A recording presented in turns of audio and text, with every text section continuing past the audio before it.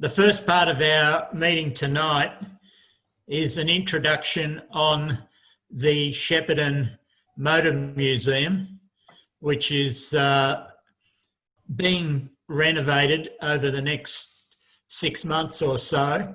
But they have released a video of, I think it's a virtual video really of how it's going to be when it's finished. So I'll hand over to Paul because Paul knows all about it. And over to you, Paul. Thank you, Terry. I don't know that I know all about it, but I know some about it. Good evening, everyone. The Shepparton Motor Museum, which many of you have visited over the past 10 years or so, is undergoing a major expansion. They're putting an extra 7,000 square metres under roof and 3,000 square metres in enclosed open space. So the museum is going to be more than 5 times its current size. It's purported to cost in the vicinity of 6.25 million. And the extension's been funded by the City of Greater Shepparton, the Victorian State Government, and local supporters and stakeholders of the not-for-profit enterprise. The land abutting the existing museum was donated by the Mawson family, and they own the Emerald Bank and Woolshed and all of the that land in that area abutting the current museum. The building handover is scheduled to take place at the end of February next year, and the fully stocked museum is expected to open by the end of June next year. The museum is being rebranded as the Museum of Vehicle Evolution, and so it's going to have everything on 1, 2 or 4 wheels, or 6 or 8 or 10, everything up to from penny farthing bikes to B doubles, and everything in between. So it will be a standout tourist venue for Northern Victoria going forward, no doubt. The video you're about to view was completed just 3 weeks ago. It is self-explanatory in regard to existing and future exhibits. So please enjoy it and make sure that your sound is turned up. Thanks. Welcome to the Museum of Vehicle Evolution. We just call it MOVE. Our journey started 9 years ago with the Shepparton Motor Museum at Emerald Bank, but we soon grew, nearly doubling the size to embrace our growing collection. Now we're going full speed ahead. MOVE will expand across the site, creating a world-class exhibition space for vehicles of all kinds. We'll honour the legends of our transport industry and feature the trucks and machinery that have delivered progress and prosperity to us all. We still love cars. We love anything that moves and many things that don't. The fascinating Farron bicycle collection, the amazing Garth Wallace collection of Harley-Davidson motorcycles, the collected objects of Dick Clayton and the water carts in the Furphy Museum. MOVE will also feature spectacular vehicles from the Holland Heritage Collection.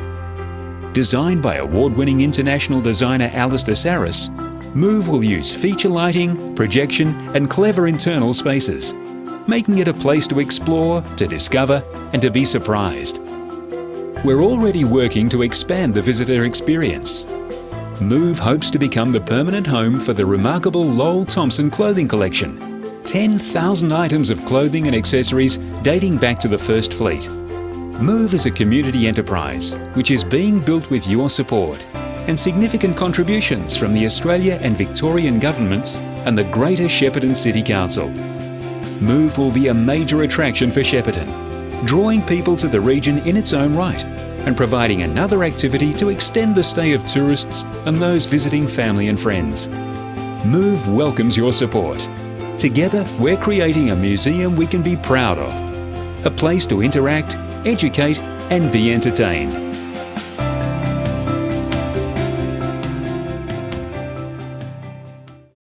Okay, the clothing collection they talk about, of course, is Brian Thompson, who used to race his wife's collection. He's, of course, used to live in Shepparton. He lives in Melbourne now, but it's apparently pretty incredible, and it's good that they've found a home for that. If anyone's got any questions, just wave your hand and I'll ask Paul to unmute himself and he can answer them. I am right, aren't I, Paul, in saying that that's Brian Thompson's wife's collection? Yes, it is. Brian and Lowell bought the Newell Mansion at Murchison many moons ago, and they actually restored it. And Lowell had her collection at Newell. When they moved down to town, and they purchased a warehouse at Bulleen, and that's where the collection has been. And many of our Melbourne members have been down there with the Healey Club, I think, on 2 or 3 occasions, but not in the last 15 years.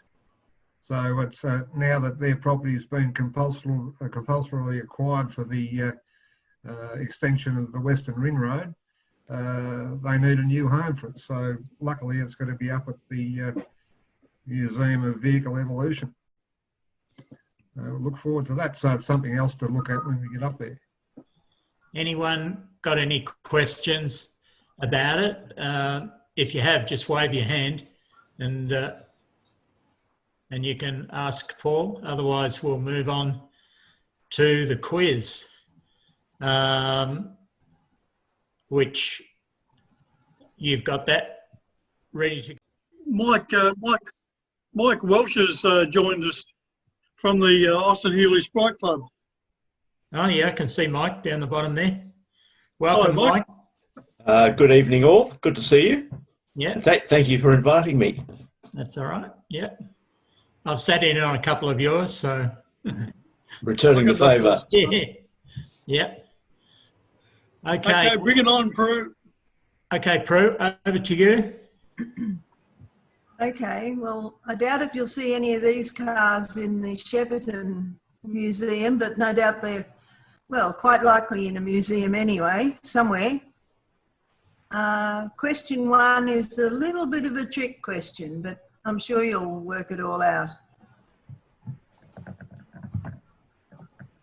Got your pens and paper handy? Yeah.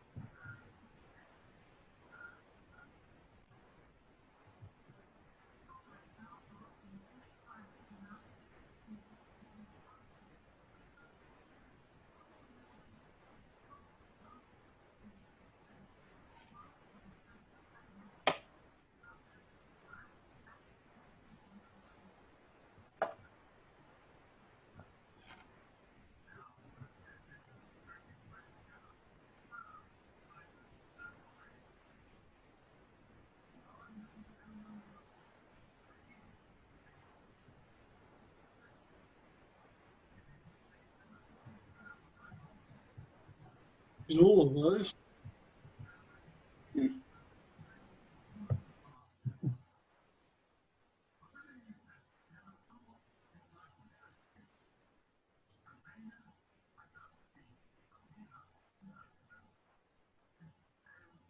Gordon, some of the words are being hidden by the pictures of everybody down the side.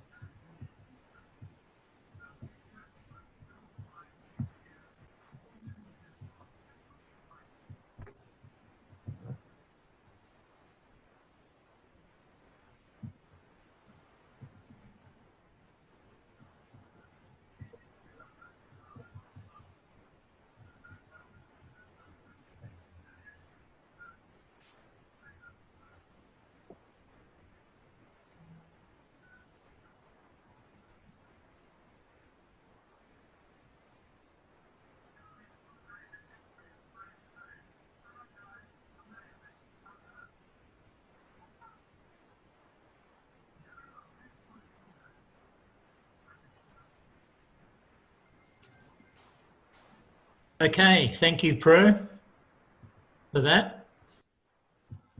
We'll get the answers after we've seen the next presentation, which is a presentation on the Dutch Healey Museum.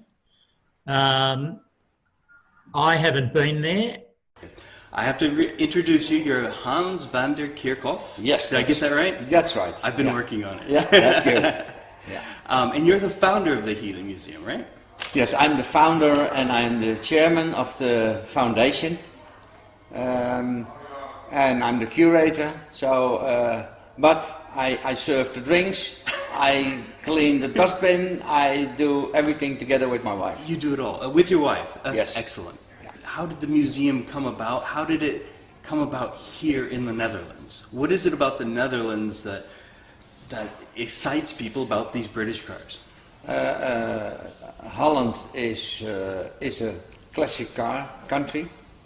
We have a lot of classic cars. We have a lot of huge collections, often hidden away, so not open to the public. I've been involved for a very long time in Healey's. My first Healey I owned in '68. And I've, well, not really collected, I just saved things. And if you save things long enough, you suddenly have a collection. It grew and it grew and it became more and it became more, and I ended up with about 14 Healey's, which was far too much. I have to start in the beginning. Good place to start. 68. My first Healey. A doorman came to me and he said, I hear you sometimes talk about Healey, I have one, do you want to buy it? And that was a 3000 Mark II-A. Okay. And, but I was only 18, so I said, well, how much do you want for the car? He said, 2,250 guilders, if you convert it now around 1,000 euros. And it doesn't seem a lot now, but I only earned 65 guilders a week, so it still was a lot of money. But I managed to buy it. I sold my moped and my bicycle and my stamp collection and my everything to get money. So finally I had it. So I was 18 years old and I had my first 3,000. I got it. Wonderful.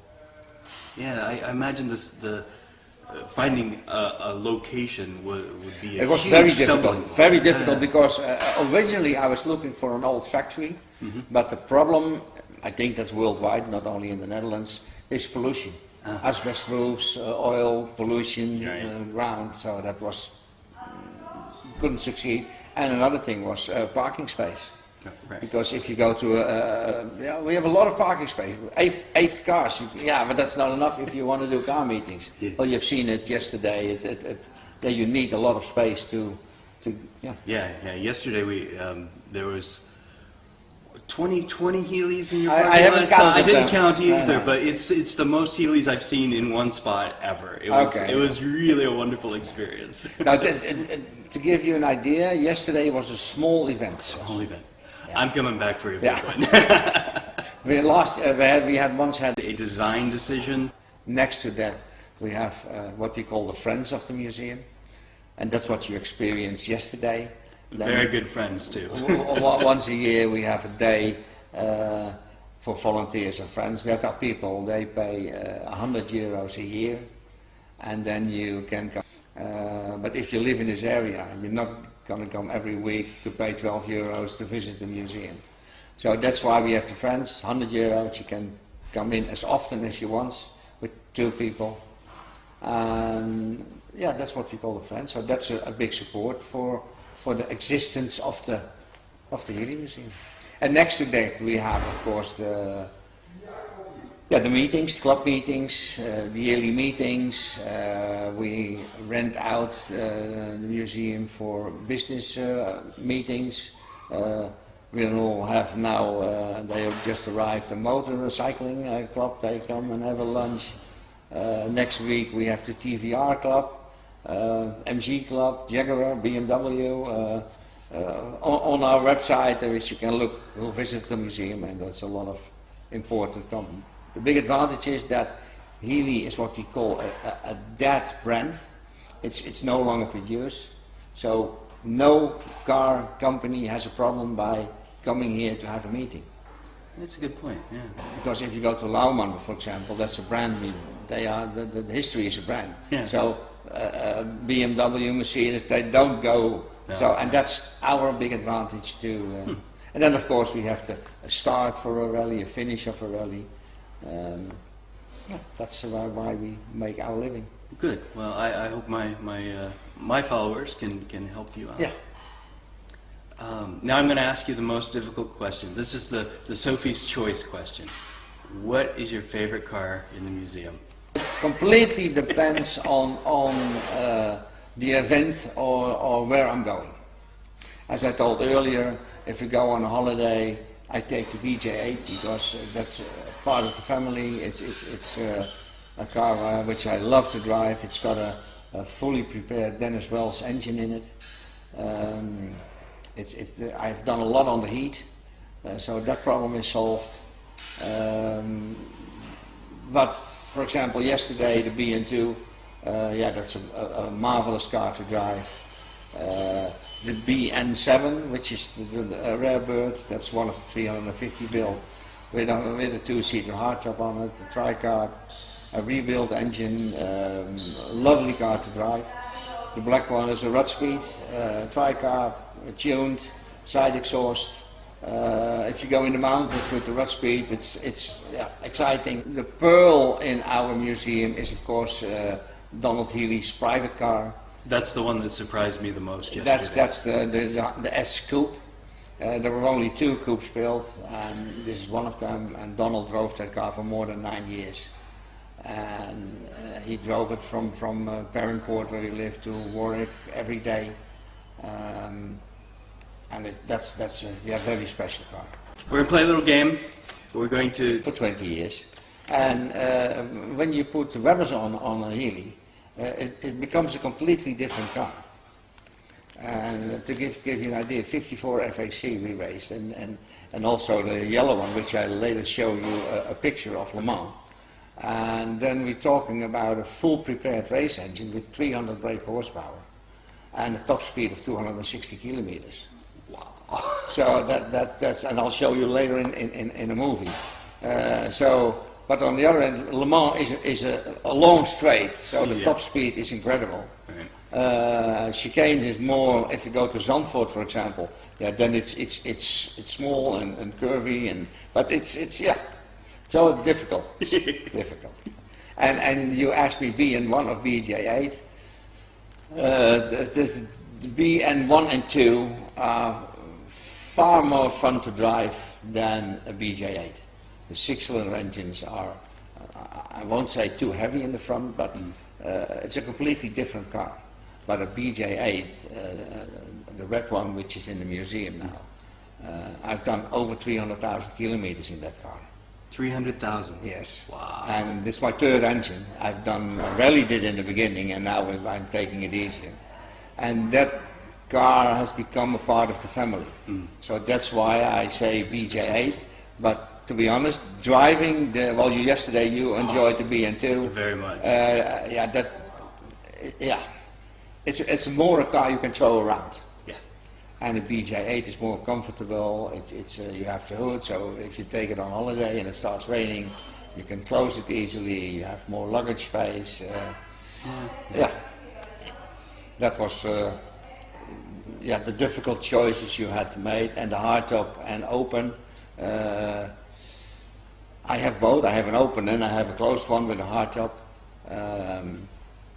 And strangely enough, people always think that with a hardtop it's more heat in the car, which isn't the case, because you don't have the sun on your head. And if you take the side screens out, it's actually more comfortable with a hardtop than an open car. Interesting. And of course the car becomes stiffer. Yes, it would. So it's also, that question was a mixed feeling. Yeah. Open, of course, you enjoy far more of the area you're driving through. Right.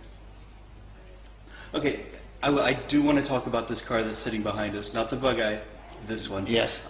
As you know, I'm working on a BN1 that's, the heritage certificate says it was originally Coronet cream. Yes. And originally, before I bought the car, there were pictures of what it could look like, and they actually had used a picture of this very car sitting in this gravel bed. So once I bought it, I was doing more research and went, there's a Healey museum. It's not too far away. I gotta come here. What can you tell us about this car? This is actually a very unique car. Before it came here, it only had 3 owners, or 2 owners with a 3rd owner. The first owner had it for 30 years. The second owner had it for 30 years. And now it's up here. It's an unrestored car. It still has the original carpet in it. The cylinder head was cracked, so we had to change that to an aluminium one. But that's actually the only thing that we changed. So it's a true survivor car. It's a real survivor, and it's a very early one. I think that everybody knows the story that in the beginning they were all aluminium, or aluminum they say in America, and they changed the wings and the doors in steel. But when the first few hundred cars, they also had, and you can see that with this car, if you maybe you can take it closer, it's very wrinkly, it's bubbled. And that comes because it has a steel inner frame and an aluminium skin plate. Okay. And if you put that in the sun, the extension of the 2 material is completely different. Okay. And then it goes bloop, bloop, bloop, and after 3 or 4 times it stays. And that's why they changed the hood and the boot lid in steel completely. My boot lid's aluminum with the steel underside. That's also an early car, then, because the coronet queens were made in '53 for the coronation of Queen Elizabeth. So they were available in coronet queen with a blue interior or a red interior, those 2 combinations. This was, I got a message from America, from Great Jane, and she said, we had the car for 30 years and we're going to move to an easier apartment, and we only have parking space for 3 cars, and we have 4, so I have to get rid of one. And are you interested in the BN1? So that's why it came into the museum in 2012. So a very early car with original Dunlop wheels.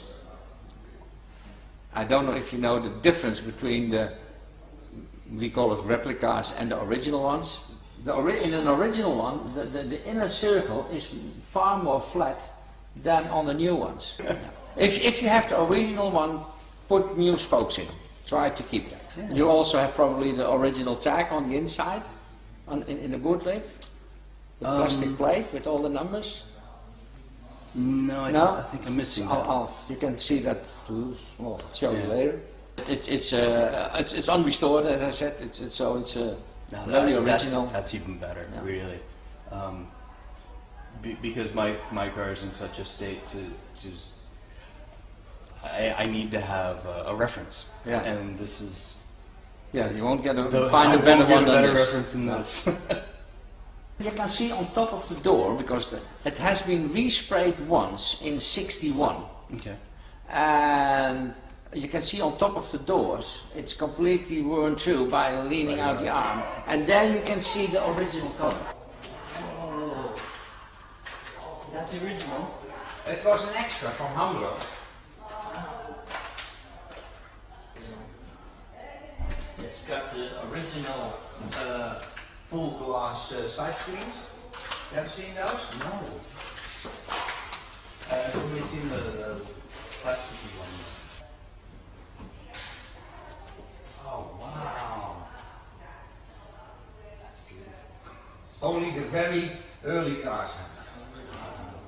The problem was, if you had these on, and you had the hood on, and you close the door, how do you get in? Because it doesn't have the door handles. Yes. So you have to undo your hood to get into the car. And that's why the later happened. That's yeah. Very expensive. I imagine. Wow. And these switches are all added by the first owner. Okay. I have a whole file of this car, and I'll show it to you. This is the import paperwork. These are all the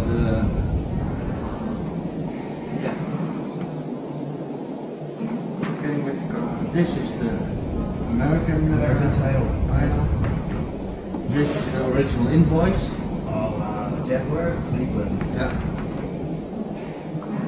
$3,182.40. But he made a deposit on it.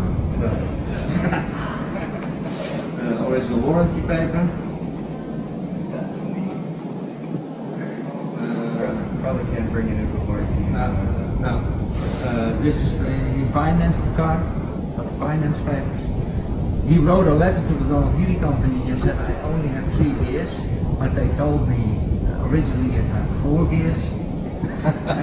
He got a letter back with a drawing from the Healey Motor Company, and they said, if you machine this knockoff, you have 4 gears again. So that car has 4 gears. So they did it. They did it, but it's completely useless. All the papers are with the car, even the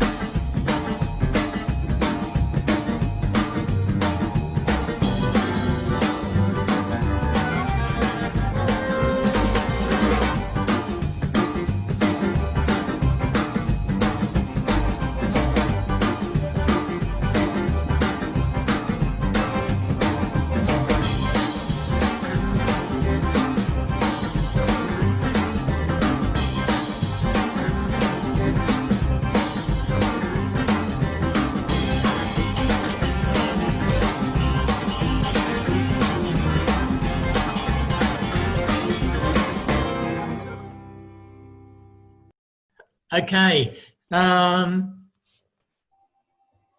Any questions that anyone wanted to ask about the Healey Museum?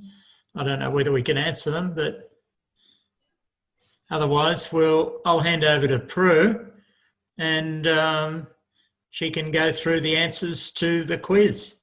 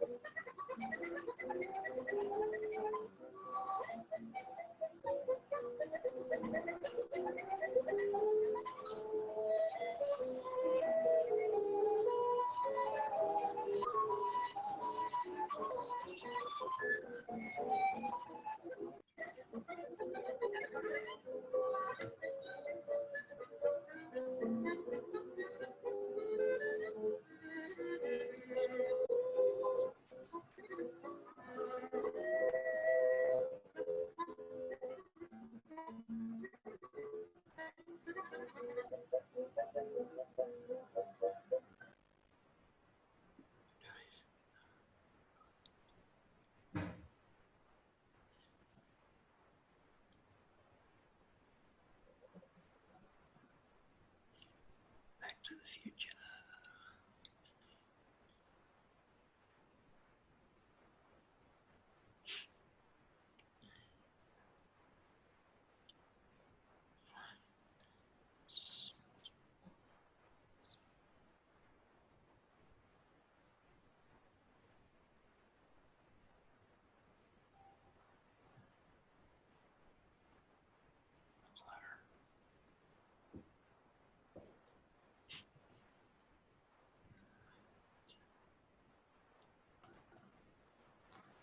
How'd you go, Gordon?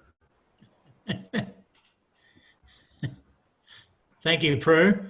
How did everyone go? Yes. We got 6. Well done. Well, I got 4. Ah! It was very good. Yes, well done. Oh, good. Being one of the younger members, I really struggled at the start, but came home with it. I got 5. I didn't start too well. It's the first 4. Too old for me. All right. Okay, thank you, Prue, for that. Just remind everyone to send me all their scores and their Send your scores to Prue. either email or text or what ring or whatever. That was really good, Prue, because I don't think anyone would have got the Ford versus Ferrari. I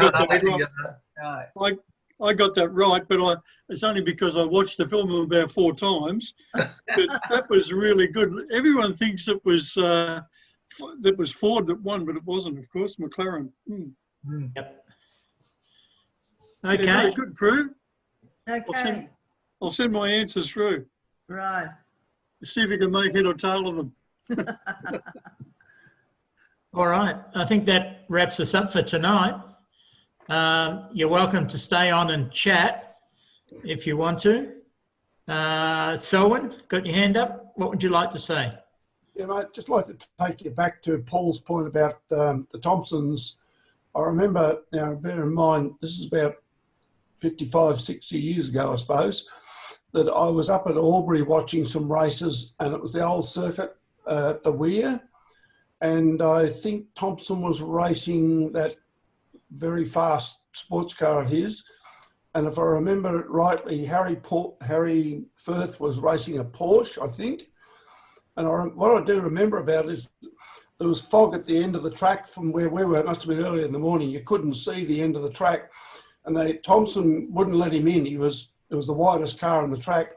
So when they came out of the bottom, Firth was in front, and no one could figure this out until the fog lifted, and there was a big set of tyre marks across the grass. He just forgot about the track and went across the grass, got in front of Thompson, and never let him back in again. I don't remember all the detail of what happened after that, but it's always stuck in my mind, and Paul talking about Thompson brought it to my mind. Yeah. Yeah, it was a great place to race. I think I did about 4 meetings before it finished. And I can remember having a fantastic race with John Mann when he had a Cortina sports sedan. I think he had a V8 in it. But the trick was when you were in a Mini was to get in front of them down at what they called Scrub Corner, which was right down the bottom there. And if you got in front there, you could block them all the way up the back straight. Yeah. And once you got up to the other end of the track, you could get away. And I did that to John Mann, and he hated me. He came and he wanted to have me wring my neck after the race. He said, "You just blocked me right up the back straight." He said, "I couldn't," and I was just going from side to side and blocking him completely, and he wasn't very happy. But he's never forgotten it. He still reminds me about it, and it was good. It was a great little track. And the other one that was a great track because that Harry Lafoe used to run a Hillman Imp with a V8 in the back, and that was Harry with the wheels, man. Yeah, that was dynamite up there at here and Weir, because that was the same thing. If you got around the corner and you got into the straight, you could just block anyone, you know. It was good fun. There's a website called Old Motor Racing Photographs, and they always have got photos of Hume Weir, so and so at Hume Weir, and it's very interesting. Terry, Ron, you know Ron Simmons really well, our VHRR course commentator for racing, and I don't know whether you're following him, but Ron is just posting mini race after mini race from that very website at the moment. So you're not on it yet, but maybe I'll keep watching and you might appear. But the Super Mini series he's got on there now, they've got wheels about so wide stuffed under a little Mini with enormous flares. So did you run that series, the Super Minis? Yeah. Oh, that was I retired before the Super Mini Okay. series started, but I moved on to touring cars by then. But the Sports Sedan Association, Sports Sedans are 50 years old this year, and they're having a function at the end, or they're hoping to have a function at the end of this year to celebrate the fact that the category is 50 years old.